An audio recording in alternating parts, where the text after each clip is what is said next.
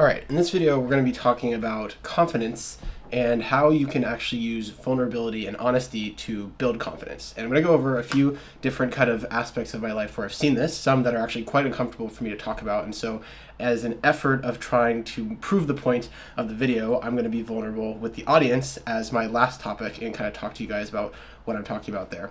But my point in making this video is that you can use honesty and coming from a position of weakness or vulnerability as a way to earn significant trust with other people, get you respect, get people to like you, get people to answer questions about the things that you're interested in. And over time, as you continue to do this, you will get opportunities that then build confidence in yourself to kind of pursue these things, or the knowledge that you absorb from doing this type of stuff makes you more confident in your ability to talk to people or to deliver work projects or to kiss a girl.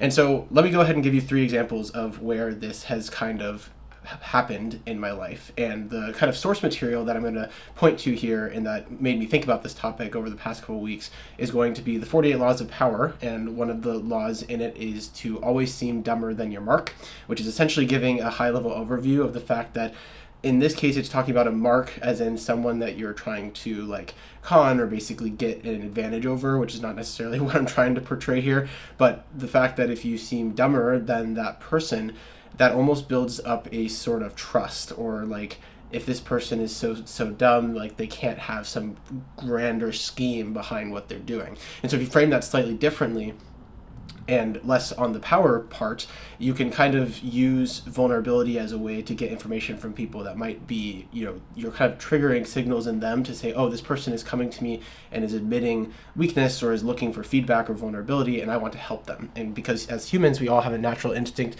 to want to help other people, this becomes an incredibly, valuable way to get people to kind of open up. The other source material for this is going to be Mark Manson's Models book, which is about attracting women through honesty. And this is a topic I don't love talking about, and so I'm going to talk about it in this video a little bit towards the end. But this book basically talks about how important honesty and vulnerability is in dating and relationships. And so it ties perfectly into the first point, which is the 48 Laws of Power, and kind of this concept of how you can use being vulnerable to kind of navigate the world and then ultimately build up confidence. And so I'm going to give you 3 examples of how I've seen this kind of play out in my life. And the first one is when I was an intern. This is one of my favorite stories because I feel like I learned a ton about myself and how to kind of build confidence in all sorts of stuff. The first time that I moved out to Seattle, taking an internship opportunity where I frankly didn't know anything about working in corporate finance at all. And so the first week that I was living in Seattle, the team that I ended up working for, wanted to go to this networking event with the entire organization. Think 500 something people got flown in from all across the world to attend this networking event. You have people that are my age, other interns. You have people that are, in their 60s with 30 years of experience that are like VPs of massive multi-billion-dollar businesses, all this stuff. And so I didn't quite have the social skill set that I do now, and so I asked my senior managers and one of my current mentors at the time, hey, I don't really know how to network, and I don't know how this works. What am I supposed to do when I go to these events? And it was kind of comical. They were like, well, step 1, go read How to Win Friends and Influence People. Step 2, just do it and just try. And when you go talk to people, kind of use the fact that you're an intern to your advantage, and that these people will trust you if you lead with, I'm an intern, I don't know what I'm talking about, and I am here to learn, and just, you spending time with me, I'm appreciative of that, and I'm just trying to kind of get some information. And so to take this to an extreme, one of my senior managers told me that instead of just going up to any person in the room, I should start with the most important person in the room, or one of the most important people in the room. And so he pointed this person out and said, that person leads, XYZ organization. They manage billions of dollars in revenue and cost and all this stuff. And so you should go up to him and just ask him, something. And so I was like, well, what am I supposed to ask him? I don't know what to do. And he was like, you'll figure it out, but try thinking about it from, ask questions about that person's career. They obviously got to where they are because of their experiences and what they did over time. And you're currently in a similar position that they probably were in, many years before. And so he said, good luck. And so I am super, super nervous. Like my chest is kind of pounding, my heart is racing, I'm probably sweating. And so I go up to this person and I introduce myself. I say, "Hi, my name is Will. Nice to meet you. I've heard your XYZ thing, and I am really, really curious to kind of learn more about your career background. As I respect what you've accomplished quite immensely, and I want to learn about it." And instantly, this person who every single person in the room is idolizing, kind of putting on a pedestal as to, like, this person is so great.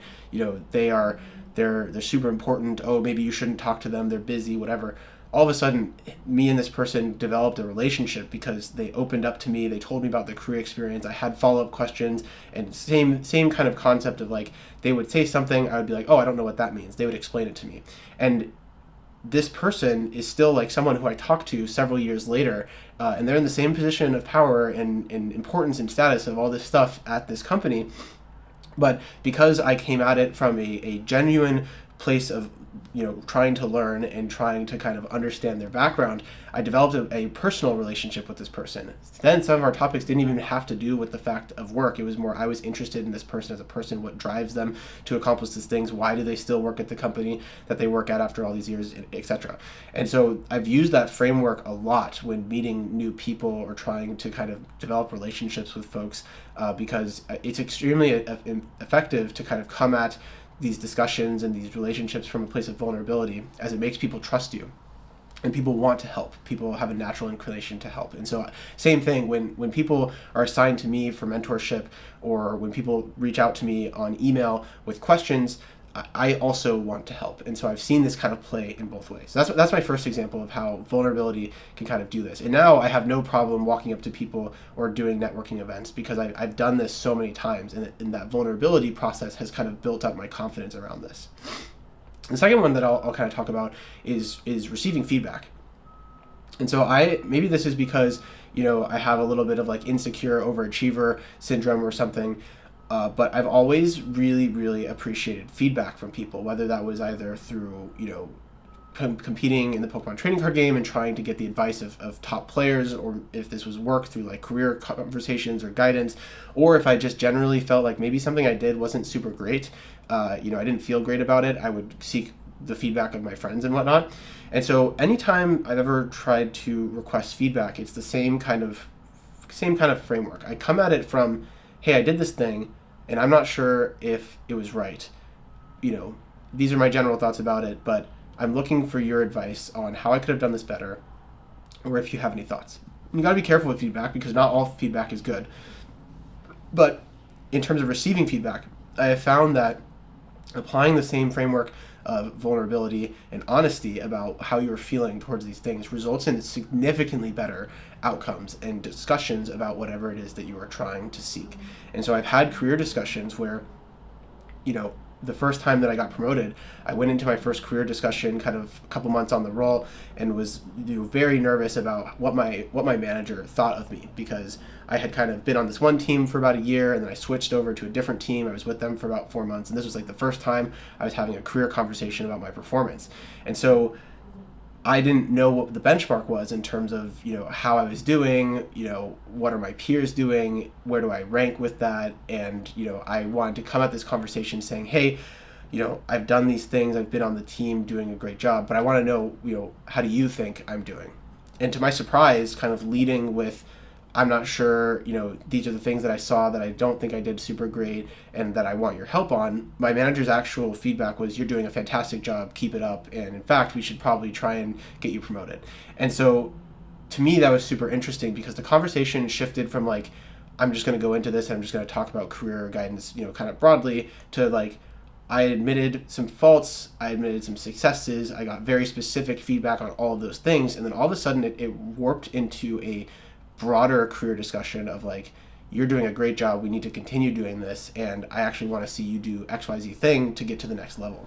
And that might not have happened if I had come into that meeting full of ego and full of confidence, as, like, I'm ready for the next thing, I know exactly what I want, I've done great jobs, here, and didn't admit any faults. And so I think that's another area where kind of vulnerability and honesty and leading with that really, really works. And I think you also have to accept feedback for what it is too.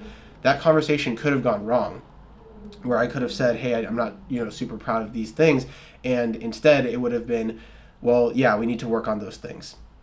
Or you're not quite ready for, what's next. We need to keep honing in on these things. And in that event, you have to be okay with the fact that that is the outcome. Even more recently, I've always kind of assumed that, like, if someone is not going to 100% advocate for you on something, there's a reason. There's always a reason. And so in that event, if you're receiving feedback and you're kind of sensing resistance almost, that should be a sign for you to kind of work on something through that, and use honesty and vulnerability as a way to kind of figure out what that thing is. So now let's go into the last one, which is arguably where I'm going to be vulnerable with the audience, because I don't love talking about dating or kind of relationships in general from a romantic perspective. And so this is a topic that I've kind of gotten better at talking about over time, similar to weight loss, which if you haven't seen my video on losing 200 pounds, you should subscribe to the Will Jenkins YouTube channel and check it out. But this is another topic I don't love. And so where this is going to go is, after experiencing my first kiss, I now have a very, very different relationship with confidence as it comes to relationships. And so here's the story. So I went on a date with this girl, and she ended up, as I was kind of working, I was super busy, and so I didn't have the chance to kind of set up the second date. She reached out to me and said, hey, like, I want to go on a second date with you. So I was like, great, oh, this is cool. Like, I also wanted to go on a second date, and so now we're going to go on a second date. And so we go on the second date, and we're having a good time. The discussion is going well. I'm learning about her. We're laughing. We're having a good time. And then we end up kind of going out and walking outside and kind of walking around a little bit, just kind of continuing the conversation. And so in my head, I'm kind of like, well, should I put my arm around her? What am I supposed to do? Like, I don't have a ton of experience with this topic. And so, I'm just kind of nervously trying to be myself, but also like aware that I should probably be doing something, more like holding her hand or something like that. So all of a sudden, I kind of get bailed out from this problem, because she turns around and says, hey, stop, I want to show you something, and it's a surprise. So you need to close your eyes and then trust me, and I'm going to take your hand and lead you somewhere. And so I was just like, okay, interesting. And so she takes my hand, I close my eyes. My mind is kind of like, what in the world is going on here? And then she takes me out to this street and tells me to open my eyes. And all of a sudden, it is just like gorgeous, gorgeous Christmas lights everywhere, and tons of people. The environment completely changed. We went from like an alleyway to just like a super busy street, and it almost felt magical in that, kind of shifting from, I wasn't expecting this at all, to this person took time and effort to kind of surprise me with this thing. And so instantly, I kind of feel this like connection almost. And so I put my arm around her, and we're kind of standing there, looking at the lights and kind of talking about how gorgeous they are. And then in my head, I'm like, oh, this, if any moment, probably seems like the right time to kiss this person. And so I kind of was stewing on this for a little bit, and I was like, you know what? Part of this experience is, and why I think the dates are going well, is because I was completely honest about who I was, my experiences or lack thereof, and not afraid to be myself. And so as I was standing there, I actually asked her, hey, can I kiss you? And at first I think she was a little confused, but then she was like, yes. And so right then and there, I ended up kissing a girl for the first time. And kind of afterwards, now kind of taking the step back, a lot of that process comes from Mark Manson's book, which is about vulnerability and honesty. People appreciate when you are vulnerable and honest, as it really shows like who you are as a person and builds trust with those people. And so, after that, obviously the nerves were kind of, at an all-time high, but I also felt kind of mellow and chill about like, oh wow, I did it. That was my first kiss. And, I respected that person's boundaries, and it worked out well, and we're having this good moment together.